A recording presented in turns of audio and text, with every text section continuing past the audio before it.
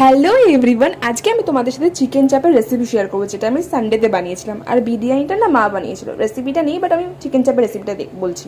প্রথমে আমি দই দিয়ে চিকেনটাকে মাখিয়ে রেখে দিয়েছিলাম 10-15 মিনিটের জন্য।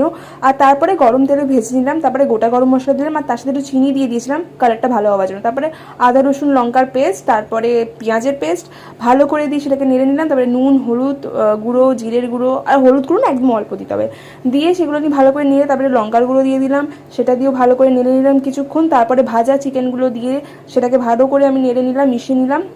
অ্যান্ড তারপরে আমি একটা পেস্ট করে রেখেছিলাম, সেটা দিয়ে দিলাম। পেস্টটা ছিল পোস্ত, চালমগজ, তিল, তারপরে কাজু, সব পেস্ট ছিল। তারপরে আমি দিয়ে ভালো করে নেড়ে তারপর দই দিলাম, দই দিয়ে ভালো করে নেড়ে নিলাম। তারপরে কিছুক্ষণ আমি জল দিয়ে ঢেকে রেখে দিয়েছিলাম।